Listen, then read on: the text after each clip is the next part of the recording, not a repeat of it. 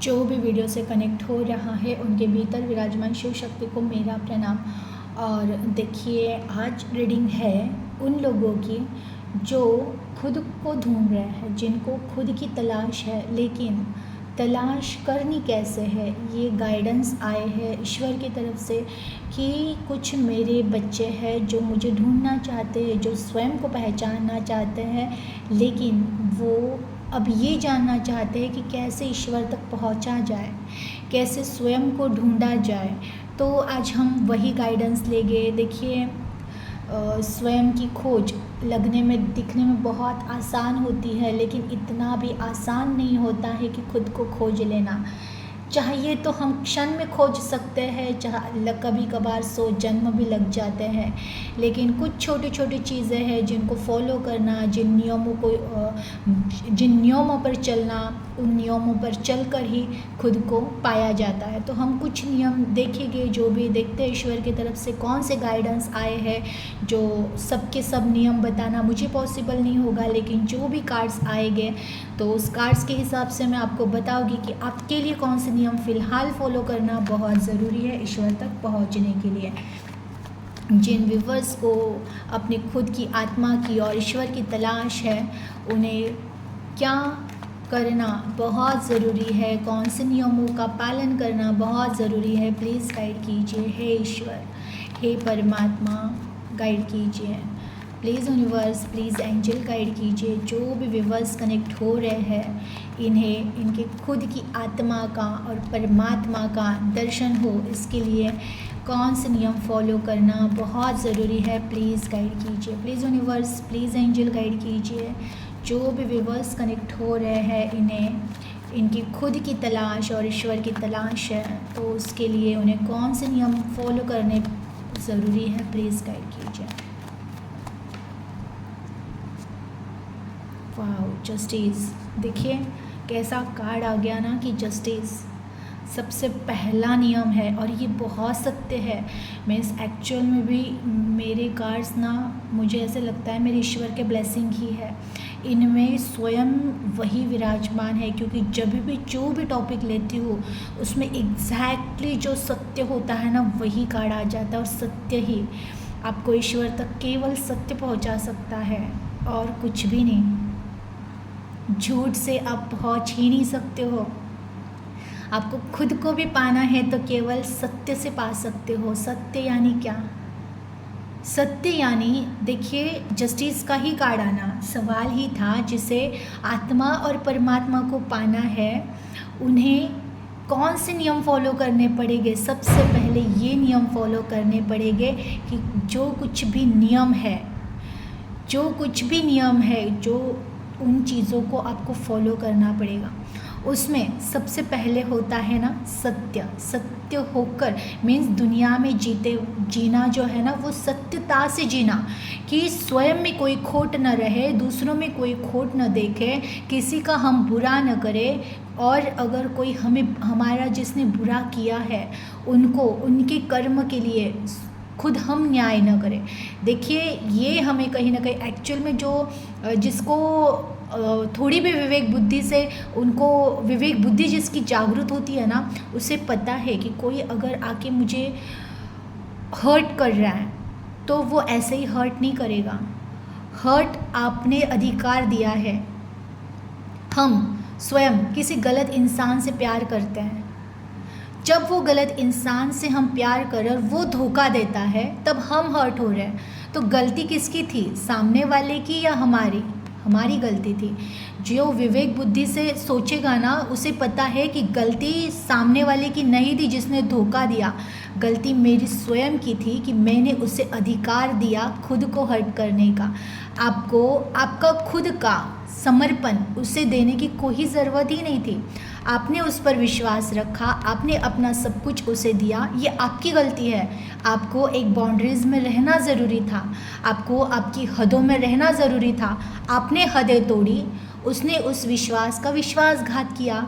अब गलती किसकी, आपकी है या उसकी है? तो गलती आपकी है और आप ब्लेम करोगे उसने मेरे साथ अन्याय किया, उसे ये हो जाए, उसके साथ वो हो जाए। कैसे? अन्याय स्वयं आपने किया है। आपने खुद से बढ़कर किसे चाहा है, आपने स्वयं को प्यार करना था, आपने खुद से ज़्यादा उसे प्यार कर दिया। ये आपकी गलती है, उसकी नहीं। तो ये जानकर आप उसे माफ़ कर दो। देखिए, कर्मा तो आपको भी पता है, ये ईश्वर का न्यायालय है। यहाँ पे उसने अगर आपको हर्ट किया है, उसने अगर आपको तकलीफ़ें दी है, तो उसे उसके कर्म ज़रूर मिलेंगे। लेकिन जो विवेक बुद्धि से जी रहा होता है ना, वो क्या करेगा? उसे छोड़ देगा, उसे माफ़ करेगा और अपने जीवन से इस तरह से हटा देगा कि वो कभी जीवन में था ही नहीं, और फिर वो अपने ऊपर काम करेगा। तो इस तरह से कि जीवन में पहली बात तो सत्य को स्वीकार करना, और सत्य हमेशा कड़वा होता है। ये एक कुछ लोगों को ये पॉसिबल ही नहीं होगा कि नहीं नहीं कैसे, उसने तो धोखा ही दिया है। वो यही समझाने में बैठेंगे कि नहीं, उसने विश्वासघात किया, वो बहुत रोया, उसने बहुत रिक्वेस्ट की, तब जाके हमने हाँ कहा है। फिर भी गलती आपकी है, आपने विश्वास कर ही लिया था, आपने भी प्यार दे ही दिया था। इतना प्यार भी नहीं देना था कि इतना हर्ट हो जाओ और फिर बाद में उनको बद्दुआएं दो, बिल्कुल नहीं। फिर भी गलती आप ही की है। तो जो सत्य हमेशा कड़वा होता है, लेकिन स्वीकार करने में वो कड़वा होता है, लेकिन सत्य केवल सत्य होता है। तो जो सत्य के राह पर चलेगा, जिसने किसी के साथ अन्याय नहीं किया होगा। देखिए, ऐसा तो नहीं होता है कि जीवन में हम जब भी जी रहे और हमारी वजह से किसी का नुकसान न हुआ हो, इतना पॉसिबल नहीं है। लेकिन जानबूझकर किसी का नुकसान करना ये गलत है। तो जो बिल्कुल भी बहुत अलर्ट होकर जीते हैं कि मेरे कर्म से, मेरे व्यवहार से किसी का भी नुकसान न हो, ये अगर आपके एनर्जी में है। और सत्य की राह पर चलना, सत्य की राह है बहुत कठिन, लेकिन जो चल रहा है अब यहाँ पे सत्य की राह पर जो चलता है ना, उसके जीवन में अड़चनें बहुत आती है। बहुत लोग कहेंगे कि बहुत कुछ, क्योंकि हमारे समाज में व्यवस्थाएं भी ऐसी है ना कि जहाँ पर हम आत्मा की नज़र से देखेंगे ना, तो आपको सब गलत ही लगेगा। देखा जाए तो हर कण कण में शिव का वास है, हर इंसान में, हर प्राणी में, हर वनस्पति में, सब में शिव का वास है। लेकिन हमें बचपन से सिखाया जाता है कि हम अलग है, हमारी जाति, हमारा धर्म, हमारा समाज, हमारा परिवार यही श्रेष्ठ है, बाकी सब। तो यहाँ पे भी असत्य है। तो ये भी जिसका भेद मिट गया कि सब मेरे ईश्वर का स्वरूप है, मेरे ईश्वर ही सब में विराजमान है, ये स्वीकार करना, ये भी बहुत बिरला लोग ही स्वीकार कर लेते हैं कि सब में मेरे ईश्वर का वास है, सब में मेरे परमात्मा बैठे हुए हैं। तो ये स्वीकार करना भी इतना आसान नहीं होता है, लेकिन जो स्वीकार करता है उसे ही तो ईश्वर मिलते हैं। दूसरी बात देखिए, कहते हैं ना, जीवन को देखने का ढंग जिसका बदल गया, जीवन को पहले जैसे आप देखते थे चीज़ों को, वैसे अगर आप नहीं देख रहे हो। देखिए, मैं ये जो बता रही हूँ ये उनके गुण है जिनको ईश्वर मिलने वाले हैं, और अगर आप में है तो समझ जाइएगा कि आपको ईश्वर मिलने के कगार पर है। कि जो आप हमेशा सत्य की राह पर चल रहे हो, आप किसी में भेद नहीं कर रहे हो। दूसरा, आपको नुकसान करने वालों को भी आपने अपने एनर्जी से हटा दिया, उनको माफ़ करके छोड़ दिया है, उनको उनके कर्म के लिए। कहते हैं ना कि उनके कर्म बुरे हो गए तो ईश्वर देखेंगे, लेकिन मैंने छोड़ दिया, मैंने माफ़ कर दिया और मैंने हटा दिया अपनी लाइफ से, वो है। प्लस जो ये क्लियर हो चुका है कि कहीं पे वो अटकाव नहीं है, कहीं पे अटकना नहीं है, कहीं पे रुकना नहीं है। बस अपनी तलाश में जो आगे बढ़ रहा है, जो अपने आप को ढूंढने की कोशिश कर रहा है, उसे ईश्वर ज़रूर मिल जाएंगे।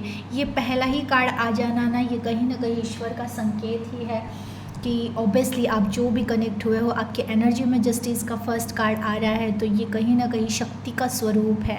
ये कार्ड शक्ति का स्वरूप है, आपके भीतर की शक्तियाँ जागृत हो रही है। बहुत सारे मेरे व्यूवर्स कनेक्ट जो हुए हैं, मुझे पता है बहुत सारी शक्तियाँ जागृत हो रही है।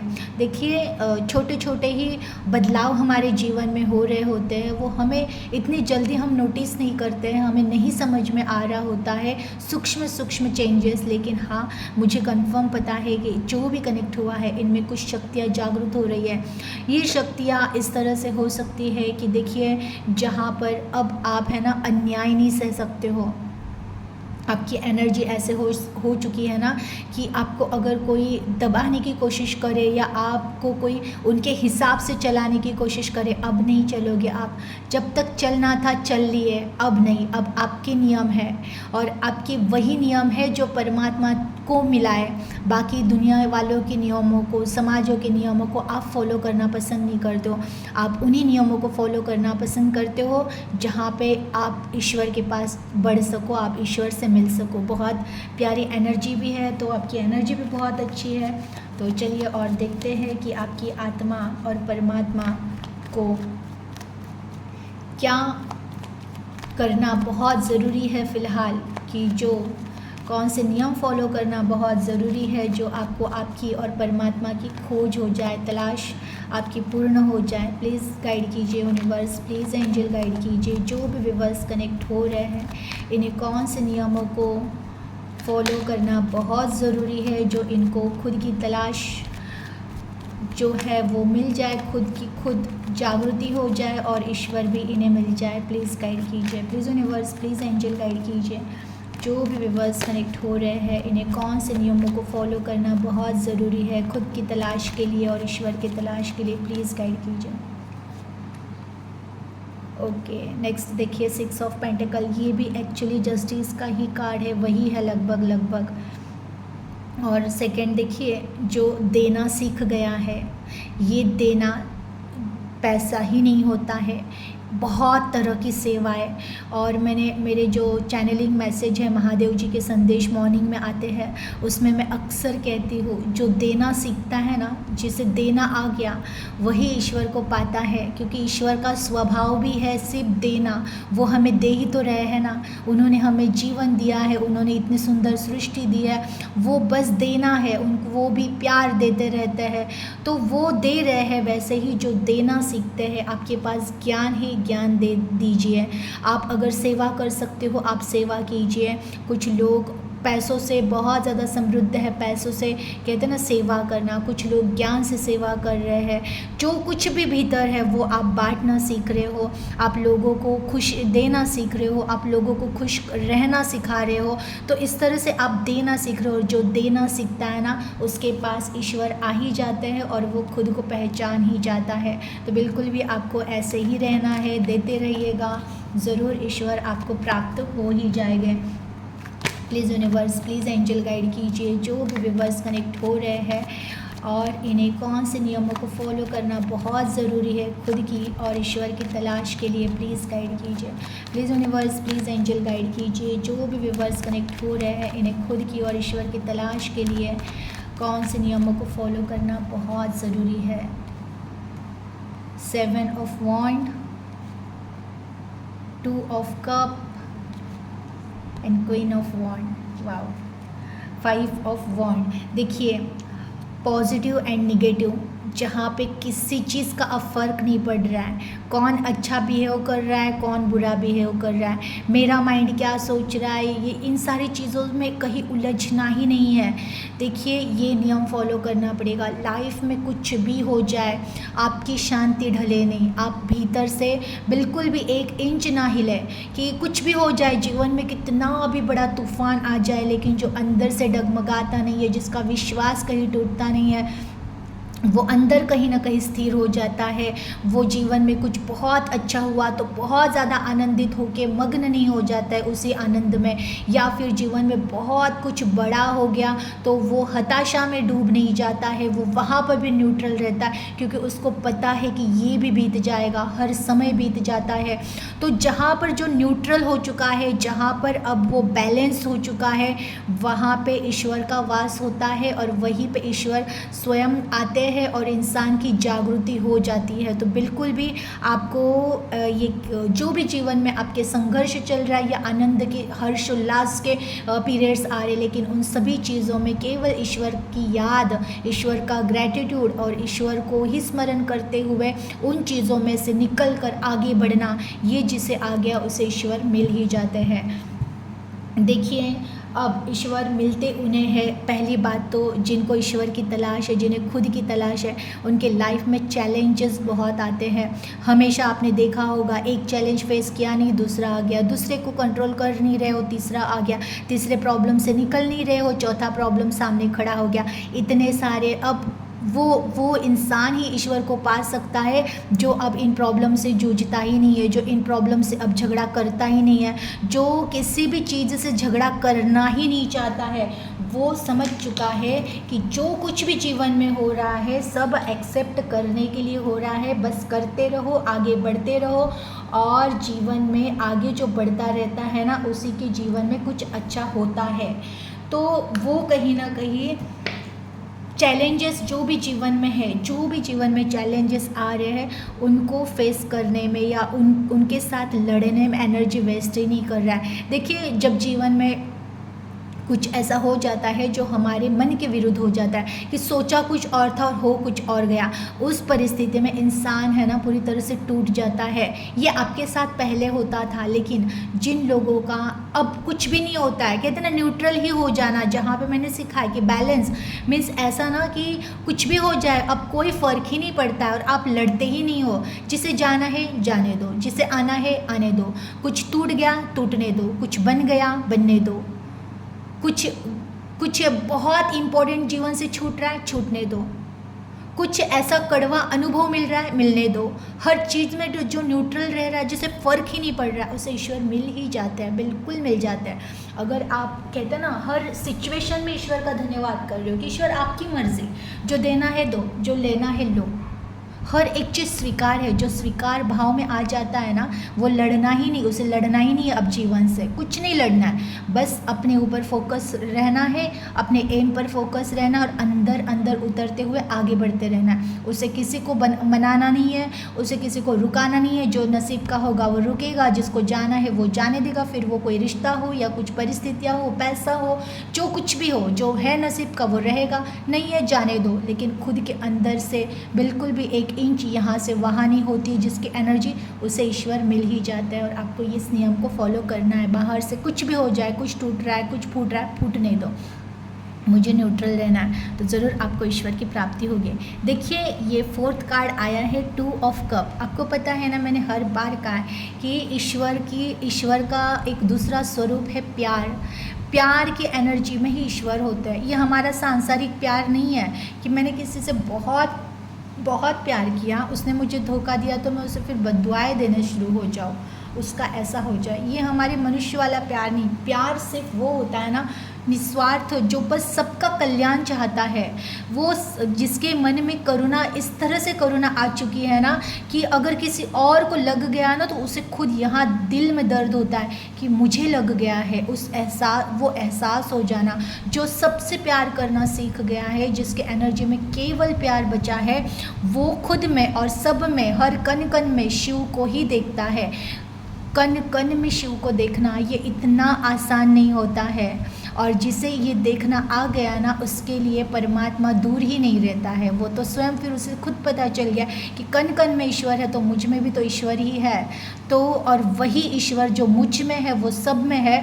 तो वो प्यार की एनर्जी की सबसे प्यार करना। आप सोचो, मुझ में शिव है, आप में शिव है, तो आप मुझसे झगड़ा करते वक्त ये सोचोगे कि मैं मुझसे ही झगड़ा क्यों करूं, क्योंकि अंदर भी मेरे भी शिव है, आपके भी अंदर शिव ही है। तो शिव ही शिव से झगड़ा क्यों करेगा, शिव ही शिव से आर्ग्यूमेंट्स क्यों करेगा, शिव ही शिव से प्रेम क्यों मांगेगा। तो ये जो है ना, हम प्यार की भीख मांगते रहते हैं कि कोई हमें प्यार करे, कोई क्यों, उसमें भी वही है, आप में भी वही है। आप उस शिव से प्यार मांगना चाहते हो, आप स्वयं की शिव से प्यार मांग लो, वहाँ पे भी आप पूर्ण हो सकते हो। लोगों को अक्सर लगता है कोई दूसरा आकर मुझे पूर्ण करेगा, बिल्कुल नहीं। हाँ, ये है, वो जो दूसरा है उसके अंदर का शिव आपको जगा रहा है कि तुम प्यार करो, लेकिन उसके अंदर के शिव से जब आप प्यार कर रहे हो तो आप खुद के शिव से ही प्यार कर रहे हो, क्योंकि उसके भीतर जो शिव है वही आपके भीतर है। तो प्यार की एनर्जी, हर कण कण से प्यार, जिसके एनर्जी में हर कण कण से प्यार हो जाता है, इस सृष्टि के हर जीव जंतु वनस्पति प्राणी से जो प्यार करना सीख जाता है, तो उसे उस प्यार की ये परम प्यार है। ये हमारे सांसारिक प्यार नहीं, ये परम प्यार है। और ये प्यार जिसको हो जाता है ना कि अब क्या किसी से गिला शिकवा और किससे नफरत करे, हर किसी में मेरे शिव है, तो उस शिव से ही प्यार करे। तो किसी ने कितनी तकलीफ़ें दी है मैटर ही नहीं करता, उसमें भी शिव ही थे, मुझ में भी वही शिव है। बस ये है अब एक्सपेक्टेशन बाहर से छूट गई, खुद के शिव से ही सब कुछ जुड़ गया। तो जो खुद के शिव से जुड़ जाता है, जो स्वयं की आत्मा से जुड़ जाता है, वही तो फिर परमात्मा से जुड़ जाता है। जिसे खुद की आत्मा ही मिल गई और पता चला उसकी आत्मा में ही शिव है, तो वो फिर बाहर क्या ही तलाश करेगा। देखिए बहुत सारे लोगों को समझने में दिक्कत हो रही होगी। मैं एक एग्जाम्पल दे देती हूँ कि मुझे आ रहा है माइंड में कि एक बीज है, बीज जब लगता है उसमें से एक छोटा पौधा उगता है, कुछ दिन के बाद वो बीज एक बड़ा पेड़ बन जाता है और उस पेड़ को बहुत सारे फल लगते हैं। तो वो फल जब लगते हैं तो उस फल में से भी तो बीज ही निकलते हैं। तो जो बीज बो दिया था, जिसमें से पेड़ निकला है, आप उस बीज को ढूंढ सकते हो क्या? नहीं, उस बीज का ही अस्तित्व अब ये जो नए फल है उनमें आ गया है। तो वैसा ही शिव है, उस शिव का ही वो शिव है जो एक पेड़ रूपी, हम उसके फल है सब, वो बीज है। वो शिव, वो जो परमपिता परमेश्वर है, वो बीज है और हम उस बीज के पेड़ में लगे हुए फल है। तो हमारे भीतर भी तो उसी के बीज का वो तत्व है, शिव तत्व है। तो वो है कनेक्शन कि सब में ही वही शिव है। तो झगड़ा किससे कर रहे हैं हम, नफरत किससे कर रहे हैं हम, भीख किससे मांग रहे हैं हम में ही वो है और सब में ही वो है। तो वो तलाश भी खत्म हो गई और जो खुद से प्यार कर रहा है, सबसे पहले जो खुद से प्यार कर रहा है और फिर वो प्यार वो सब में बांट रहा है, बिकॉज सब में वो है। तो वो प्यार की एनर्जी जिसके पास आ गई ना, जो सच्चे मायने में सबसे प्यार करना सीख गया ना, उसके पास शिव प्रकट हो जाते हैं, उसे खुद के और ईश्वर के दर्शन हो ही जाते हैं। यू कैन, अभी देखिए एक्चुअल में क्वीन ऑफ वॉन्ड की जो एनर्जी है ना, ये क्वीन ऑफ वॉन्ड की एनर्जी यानी कि जिसके जो अब है ना किसी और चीज़ों से कंट्रोल ही नहीं हो सकता है, जिसका माइंड, जिसके अपने खुद के वो नियम बन चुके हैं कि अब ना कोई मैटर ही नहीं करेगा जीवन में, दूसरा पर्सन आपको तोड़ ही नहीं सकता है, दूसरा कोई कौन आपको मार्ग दिखा सकता है जो स्वयं कैपेबल है खुद के मार्ग ढूंढने को।